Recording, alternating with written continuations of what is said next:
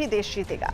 चलिए आगे बढ़ते हैं। कारगिल विजय दिवस की 22वीं वर्षगांठ पर आज राष्ट्रपति रामनाथ कोविंद द्रास स्थित कारगिल वॉर मेमोरियल पर शहीद सैनिकों को श्रद्धांजलि देंगे। सुबह 8 बजे से कार्यक्रम की शुरुआत होगी, जिसमें chief of defence staff general Bipin Rawat भी मौजूद रहेंगे। इससे पहले करगिल विजय दिवस की पूर्व संध्या पर द्रास वॉर मेमोरियल में भव्य कार्यक्रम का आयोजन किया गया। द्रास में बीटिंग रिट्रीट समारोह का आयोजन किया गया।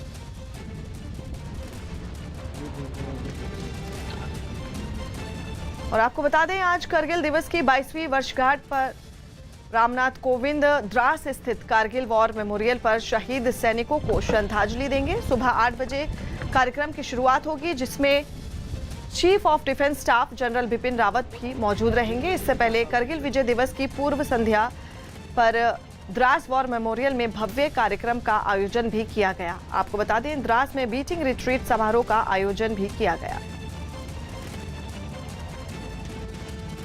कारगिल विजय दिवस के 22 साल पूरे होने पर आज रक्षा मंत्री राजनाथ सिंह दिल्ली के नेशनल वॉर मेमोरियल में शहीदों को श्रद्धांजलि देंगे। इस दौरान तीनों सेनाओं के प्रमुख भी मौजूद रहेंगे। 1999 में करगिल की ऊंची चोटियों पर भारत और पाकिस्तान के बीच जंग हुई थी, जिसमें भारत की जीत हुई थी। उस युद्ध की जीत के उपलक्ष्य में हर साल कारगिल विजय दिवस मनाया जाता है। हिमाचल प्रदेश के किन्नौर में पहाड़ दरकने से हुए हादसे में 9 लोगों की मौत हो गई, जबकि 3 से ज्यादा लोग घायल हो गए।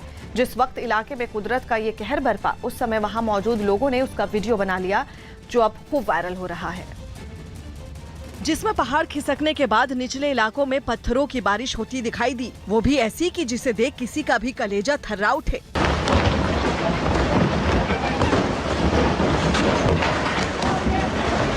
पहाड़ से पत्थर ऐसे गिर रहे थे कि मानो वहां से कोई नीचे गोले दाग रहा हो। इस खौफनाक मंजर को देख लोगों की चीखें निकल गईं।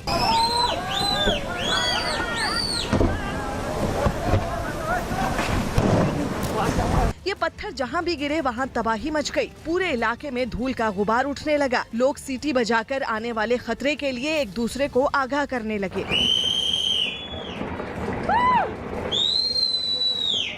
कुदरत के इस कहर ने लोगों को खौफ से भर दिया। हे भगवान, पापा भागो। यही नहीं, कुछ लोग तो इतना डर गए कि उन्होंने भगवान को याद करना शुरू कर दिया। हे भगवान, बद्रीनारायण जी बचा दो। हे भगवान, भागो भागो। पहाड़ से बरस रहे बड़े बड़े पत्थरों ने वहां के एक पुल को भी नहीं बख्शा और उसे तहस नहस कर दिया। लेकिन इस इलाके में प्रकृति का ये प्रकोप यही नहीं रुका। पहाड़ के टूटने के बाद नीचे गिरे पत्थरों ने वहां की सड़क से गुजर रही पर्यटकों की कई गाड़ियों को भी अपना निशाना बनाया, जिसकी चपेट में आकर कई लोगों ने दम तोड़ दिया। हादसे के बाद पूरे इलाके में हाहाकार मच गया। बचाव दल के लोग मलबे में दबी गाड़ियों और उनमें फंसे लोगों को बचाने के लिए दौड़े। प्रधान जी, गाड़ी के अंदर चेक करो यार, इसके अंदर चेक करो। जिन गाड़ियों से पत्थर टकराए उनके परखच्चे उड़ गए। फिर भी रेस्क्यू टीम ने मलबे में दबे लोगों को बचाने के लिए अपना पूरा दम लगा दिया। राहत और बचाव दल के लोग घायलों को स्ट्रेचर पर उठाकर फटाफट इलाज के लिए अस्पताल ले जाते नजर आए। बताया गया कि इस हादसे में जो भी लोग मारे गए वो सभी पर्यटक थे। और अब बात न्यूज़ 18 सुपर एक्सक्लूसिव खबर की। भारत ने एक बार फिर 12,000 फीट की ऊंचाई पर अपना परचम लहराया है। दरअसल भारत 12,000 फीट पर एशिया की सबसे लंबी जोजिला टनल बना रहा है। दरअसल ये सुरंग भारत के लिए इसलिए भी अहम है क्योंकि इसके बनने के बाद श्रीनगर से लेह तक का सफर महज 15 मिनट में पूरा हो जाएगा। यानी जोजिला टनल बनने के बाद लद्दाख में चीन और करगिल सेक्टर में पाकिस्तान से लगती सीमा पर सैनिकों तक रसद पहुंचाने का काम बेहद आसान हो जाएगा और जोजिला टनल के अंदर पहुंचने वाला न्यूज़ 18 पहला चैनल बन गया है।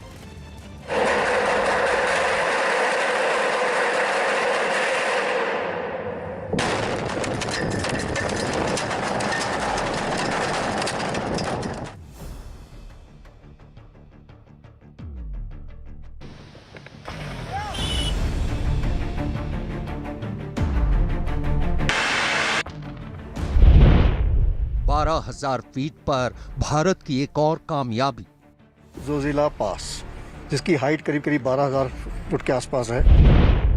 भारत बना रहा एशिया की सबसे लंबी सुरंग। ऑल टेरेन और ऑल वेदर कनेक्टिविटी देने के लिए जोजिला टनल की योजना बनाई। News 18 super exclusive. News 18 India आपको एक ऐसे टनल की तरफ लेके आया है, जो कि है जोजिला पास का बाईपास। एक सुरंग से हारेंगे चीन पाकिस्तान।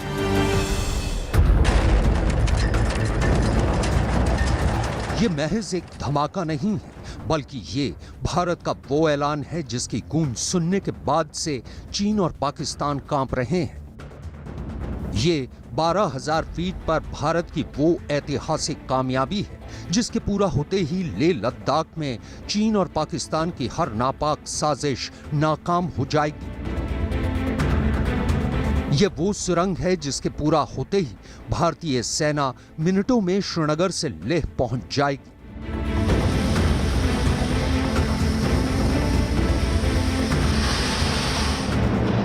जोजिला यानी बर्फ के तूफान का दर्रा, और भारत और भारतीय सेना के लिए जोजिला पास कितनी अहमियत रखता है ये पूरी दुनिया 1999 के कारगिल युद्ध के दौरान देख ही चुकी है। दरअसल सर्दियों में भारी बर्फबारी के बाद जोजिला दर्रा बंद हो जाता है, यानी सर्दियों में लद्दाख भारत से पूरी तरह कट जाता है। लिहाजा इसी बात को ध्यान में रखते हुए जोजिला टनल परियोजना की शुरुआत की गई थी। चूंकि टनल करीब 12,000 फीट पर बन रही है, तो यकीनन ये एक बेहद मुश्किल और चुनौतीपूर्ण काम है। और इस परियोजना पर कितनी तेजी से काम हो रहा है, ये देखने के लिए न्यूज़ 18 की टीम ग्राउंड जीरो तक पहुंचने के लिए अपने सफर पर निकल पड़ी। इस सामने आप देख सकते हैं कि किस तरीके की पूरा इलाका है। कारगिल के टाइम पे इस जगह पर भी जो है पाकिस्तान की तरफ से हैवी शेलिंग की गई थी। उनका यही मकसद था कि इसको काट दिया जाए, इस लाइफलाइन को काट दिया जाए, ताकि सियाचिन में जो भी भारतीय सेना के जवान तैनात हैं उन तक रसद ना पहुंच सके। तो पाकिस्तान को पता था कि इस तरीके की चीजें हैं, और उसके बाद से ही जो है भारत सरकार ने इस सड़क को जल्द से जल्द जो है 24 घंटे ऑल वेदर रोड बनाने की जो है तैयारी शुरू कर दी थी। और यही वजह है कि अब एक ऑल वेदर टनल जो है जोजिला टनल, उसको बनाना शुरू किया जा चुका है। और वो टनल इस 3 घंटे के रूट को, यानी कि जो 3 घंटे का समय लगता है, उसको महज 15 मिनट में पूरा कर देगी।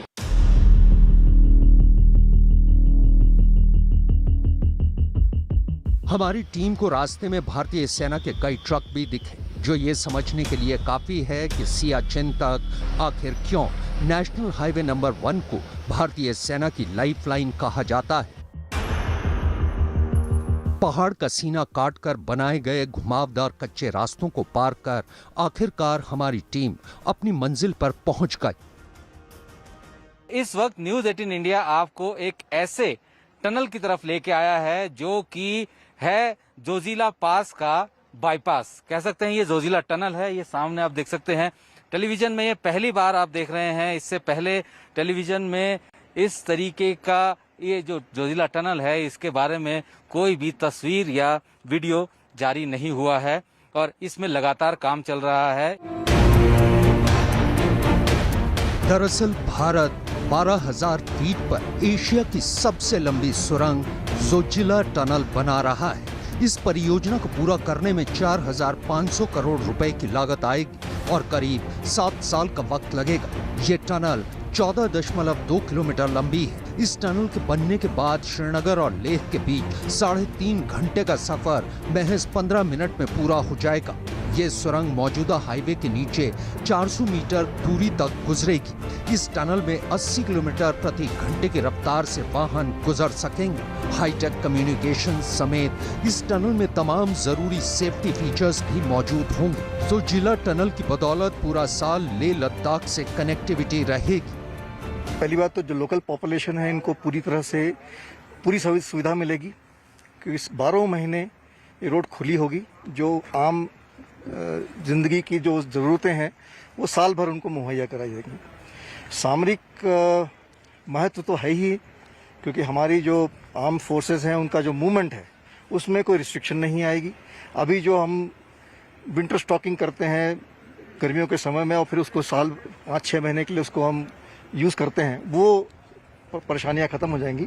और सामरिक तौर से तो हमेशा ही 24 घंटे 12 महीने रोड खुली होगी और हमारी सेना के लिए कोई दिक्कत नहीं आएगी। कभी किसी भी तरह की मूवमेंट के लिए, मोबिलाइजेशन के लिए, किसी भी आपात स्थिति में वो कभी भी मूव कर सकेंगे। जोजिला टनल परियोजना के incharge retired colonel Shiv Kumar से बात करने के बाद हमारी टीम ने रुख किया टनल के अंदर की तरफ। टनल में आने के साथ ही न्यूज 18 पहला न्यूज चैनल बन गया जो पहली बार जोजिला टनल के अंदर गया। फिलहाल 130 मीटर तक की ये टनल जो है बनकर तैयार हो गई है, अभी काम चल रहा है। सामने आप देख सकते हैं कि वो हिस्सा जहां पे कि इस वक्त ड्रिलिंग हो रही है, क्योंकि यहाँ जो पद्धति अपनाई जा रही है इस टनल को बनाने के लिए वो है ड्रिल एंड ब्लास्ट मेथड, यानी कि पहले उसमें ड्रिल करके उसमें एक्सप्लोजिव डाला जाएगा और उसका ब्लास्ट करने के बाद जो है फिर आगे जो है उसको बढ़ाया जाएगा। साथ ही ये ऊपर जो है सरफेसिंग लगातार करते रहना पड़ता है और इन सरफेसिंग के लिए बाकायदा जितने भी ऐसे इंस्ट्रूमेंट है, खास तौर पे इसमें स्प्रे किया जाता है सीमेंट का। इस टनल को बनाने का काम जो है वो हैदराबाद की एक कंपनी के हवाले है और वही इस काम को अंजाम भी दे रहे हैं। जोजिला टनल बनने के बाद लद्दाख में चीन और करगिल सेक्टर में पाकिस्तान से लगती सीमा पर सैनिकों तक रसद पहुंचाने का काम बेहद आसान हो जाएगा। लेकिन इस टनल को बनाना इतना आसान नहीं है, क्योंकि ये एक बेहद मुश्किल और चुनौतीपूर्ण काम है। इसमें नेटम को यूज किया गया है, जो न्यू ऑस्ट्रेलियन टनलिंग मेथड है उसको यूज किया गया है। उस मेथड को हम लोग यूज कर रहे हैं। ड्रिलिंग ब्लास्टिंग से हम लोग निकाल रहे हैं। Depends upon the classification of the rock हम लोग पर डे का यूज, मतलब हमारा जियोलॉजिस्ट जो है उसको पर डे ऐसे एनालाइज करता है कि हम लोगों का पुल कितना लेना पड़ेगा, कितना ब्लास्ट लेना पड़ेगा। जैसे अभी आप हम देख रहे हैं कि अभी हमारा क्लास 2 रॉक में चल रहा है, तो पर डे का हमारा 5 मीटर का ये आता है, मतलब 2 ब्लास्ट हम लेते हैं 24 घंटे में। तो एक ब्लास्ट में हमारा 2.5 मीटर के करीब निकलता है और दूसरे ब्लास्ट में 2.5 मीटर। अभी जिस हिसाब से प्रेजेंट अभी जो हमारा रॉक स्टार्ट है उस हिसाब से तो अभी हम लोग ठीक जा रहे हैं। पर डे का तकरीबन 5 मीटर के हिसाब से हम लोग अभी पर डे के हिसाब से जा रहे हैं। इस टनल को बना रहे इंजीनियर के मुताबिक जोजिला टनल में ऑक्सीजन की मात्रा को बरकरार रखने के लिए 3 वर्टिकल शाफ्ट बनाए जाएंगे, जिनकी बदौलत टनल में हवा आसानी से आती रहेगी। इतना ही नहीं, टनल में किसी भी इमरजेंसी हालात से निपटने के लिए लिफ्ट भी बनाई जाएंगी। इस टनल में जो है, इस टनल में पहले की एस्केप टनल जो है, एस्केप टनल नहीं है, ये बाई डायरेक्शनल टनल है, टू लेन का टनल है। तो इसमें 3 शाफ्ट्स दिए गए हैं जो वर्टिकल शाफ्ट्स रहेंगे। यहाँ से मतलब जो हमारे ईस्ट पोर्टल से हर 3.5 किलोमीटर के बाद एक शाफ्ट है, अप्रॉक्सीमेट 3.5 किलोमीटर एक शाफ्ट है। जो पहला शाफ्ट है, एक शाफ्ट हमारा 200 मीटर का है, फिर 400 मीटर का है और फिर 500 मीटर का है। वो सारा शाफ्ट जो दिया गया है, एक तो वेंटिलेशन के लिए दिया गया है और जो इमरजेंसी रेस्क्यू प्लान है उसमें लिफ्ट्स रहेंगे, सब कुछ रहेगा ताकि इमरजेंसी के दौरान हम लोग उन शाफ्ट्स को यूज़ कर सकते हैं। इसके बाद हमारी टीम को टनल के अंदर चल रहे काम को देखने का भी मौका मिला। मैं एक बार फिर दिखाऊंगा, आप आवाज सुन सकते हैं किस तरीके से जब रॉक में होल किया जाता है, छेद किए जाते हैं, उस वक्त किस तरीके से जो ड्रिलिंग होती है, ड्रिलिंग की आवाज भी आप सुन सकते हैं आसानी से। तो ये बहुत चुनौतीपूर्ण काम है ये इस पूरे टेरेन के लिए, लेकिन इसको बहुत बखूबी तरीके से निभाया भी जा रहा है, अंजाम भी दिया जा रहा है, क्योंकि हमारे पास बहुत ज़्यादा समय नहीं है, टारगेटेड टाइम है और ऐसे में कोशिश ये है कि उस समय के भीतर इस पूरे टनल को तैयार कर दिया जाए। और अभी जो कीचड़ से लदी हुई सड़क आपको दिख रही है, 2026 तक यहाँ पे गाड़ियाँ सर पर दौड़ेंगी। जानकारों का भी मानना है कि जोजिला टनल के पूरा हो जाने के बाद भारतीय सेना को नई ताकत मिलने वाली है, क्योंकि ये टनल जंग के वक्त दुश्मन देश के खिलाफ एक हथियार भी बन जाएगी।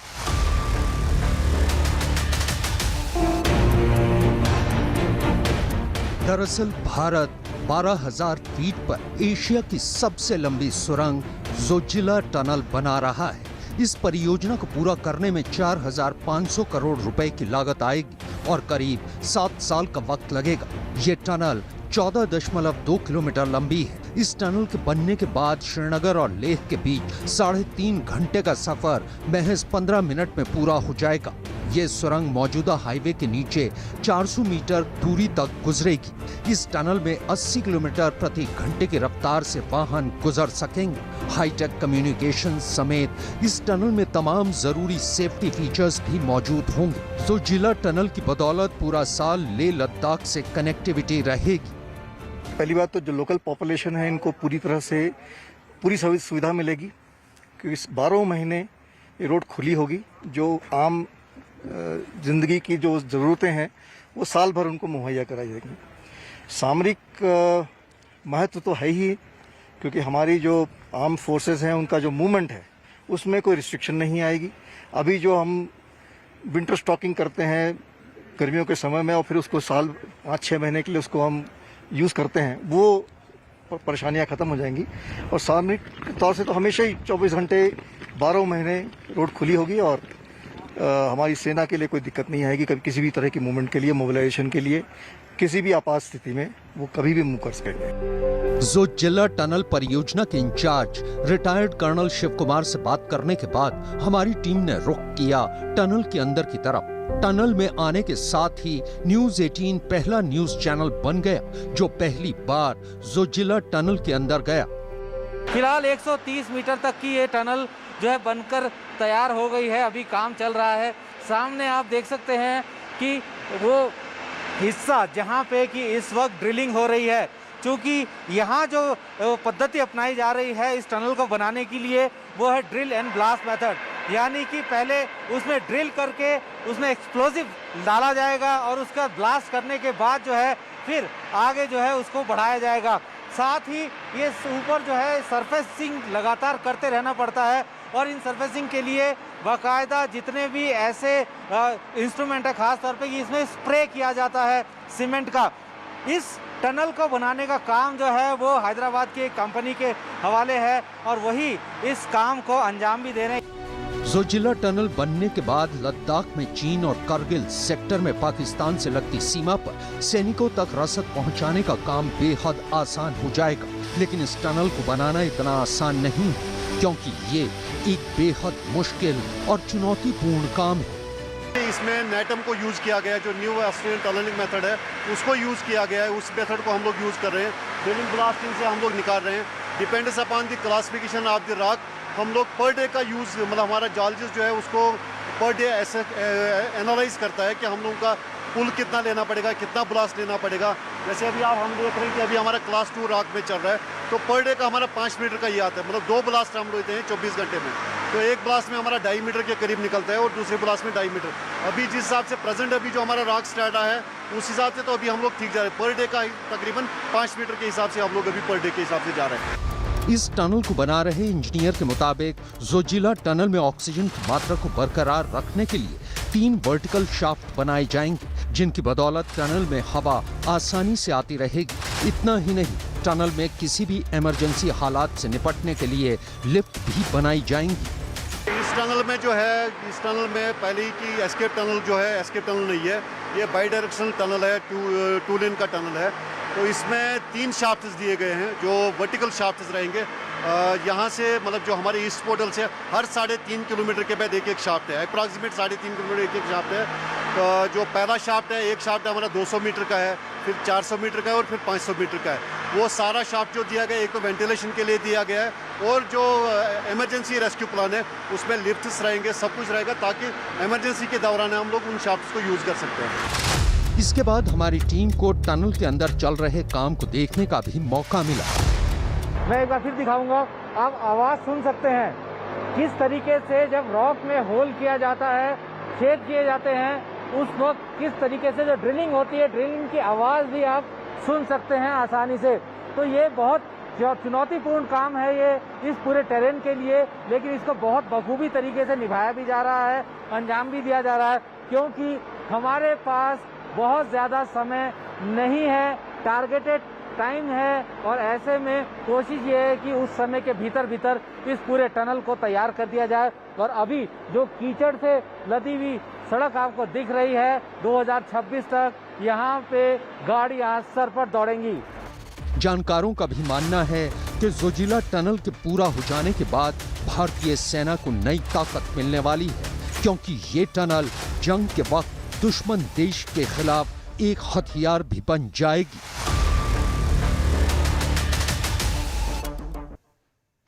ग्रेटर नोएडा पुलिस ने भाटी गैंग के बदमाश की संपत्ति कुर्क की।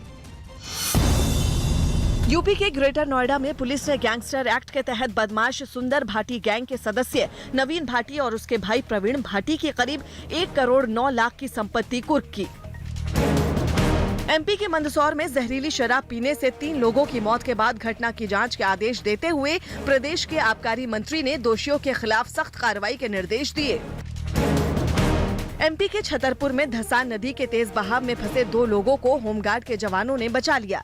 दरअसल नदी में अचानक बाढ़ आ जाने से दोनों चरवाहे अपनी बकरियों के साथ टापू पर ही फंस गए, जिसके बाद होमगार्ड के जवानों के साथ पहुंची पुलिस की टीम ने रेस्क्यू ऑपरेशन चलाकर दोनों चरवाहों और बकरियों को वहां से निकाला। बिहार के पटना में बदमाशों ने एक आदमी की गोली मारकर हत्या कर दी। घटना के बाद गुस्साए लोगों ने सड़क पर जमकर हंगामा किया। यूपी के औरैया में शराबी पति ने पत्नी की चाकू मारकर हत्या कर दी, साथ ही खुद को भी चाकू मारकर घायल कर लिया। यूपी के कौशाम्बी में चुनावी रंजिश में 2 पक्ष आपस में भिड़ गए। इस दौरान दोनों पक्षों में लाठी डंडों से जमकर मारपीट हुई, जिसमें कई लोग गंभीर रूप से घायल हो गए। टोक्यो ओलंपिक में भारत की बेटियों का शानदार खेल जारी है। रविवार को मुक्केबाजी में एमसी मैरी कॉम, बैडमिंटन में पीवी सिंधु और टेबल टेनिस में मनिका बत्रा ने अपने अपने मुकाबले जीत लिए। इन 3 धुरंधरों की इस शुरुआती जीत ने टोक्यो ओलंपिक्स में एक बार फिर उम्मीद की बड़ी किरण जगा दी है। के 51 किलोग्राम भार वर्ग में बॉक्सिंग के राउंड ऑफ 32 का मुकाबला 4-1 से जीत लिया है। पूरे मुकाबले में अपने अनुभव का भरपूर इस्तेमाल किया। 3 राउंड के मुकाबले में मैरी कॉम ने पहला राउंड बेहद सोची समझी रणनीति के तहत संभल कर खेला। इस राउंड में उन्होंने सारा फोकस अपनी एनर्जी बचाकर रखने पर किया और सिर्फ मौका मिलने पर ही विरोधी पर हमला कर रिपब्लिक की बॉक्सर से कड़ी टक्कर मिली। यही वजह रही कि जब दूसरा राउंड खत्म हुआ तो स्कोर 50-50 का रहा, यानी 2 जज ने मैरी कॉम को 10-10 अंक दिए तो 2 ने डोमिनिक रिपब्लिक की बॉक्सर को 10-10 अंक दिए। उन्होंने मिगुएलिना हर्नांडेज गार्सिया पर मुक्कों का ताबड़तोड़ हमला किया। इस आक्रामक बॉक्सिंग का नतीजा ये हुआ कि उन्होंने 4-1 से मुकाबले को अपने नाम कर लिया। के मुकाबले में इजराइल की सेनिया पोलिकार्पोवा को आसानी से 21-7 और 21-10 से हरा दिया। खास बात ये रही कि सिंधु ने ये मैच सिर्फ 28 मिनट में खत्म कर दिया। इस दौरान उन्होंने लगातार 12 पॉइंट भी अपने नाम किए। पेसोत्स्का ने पहले 2 गेम जीतकर मुकाबले को एक तरफा बनाने की कोशिश की, लेकिन शुरुआत में डिफेंसिव खेलने वाली मनिका ने आक्रामक रुख अपनाया और अगले 2 गेम जीत लिए। 5वें गेम में यूक्रेन की खिलाड़ी ने फिर जीत हासिल की, लेकिन मनिका ने 6ठे और 7वें गेम में जीत हासिल कर मुकाबला अपने नाम कर लिया। हिमाचल प्रदेश के कुल्लू से रोंगटे खड़े कर देने वाली एक तस्वीर सामने आई है, जहां एक मकान में भीषण आग लग गई। बताया गया कि यह हादसा घर में रखे रसोई गैस सिलेंडर में हुए धमाके की वजह से हुआ और पलक झपकते ही पूरा मकान आग के शोलों में घिर गया, जिसके बाद वहां मौजूद लोग आग की लपटों पर बाल्टियों से पानी फेंकने लगे, लेकिन उनकी ये कोशिश आग को बढ़ने से नहीं रोक पाई। थोड़ी ही देर में पूरा मकान आग का गोला बन गया और उसमें सब कुछ जलकर राख हो गया। घर से निकल रही आग की भयंकर लपटों ने आसपास के लोगों को दहशत से भर दिया।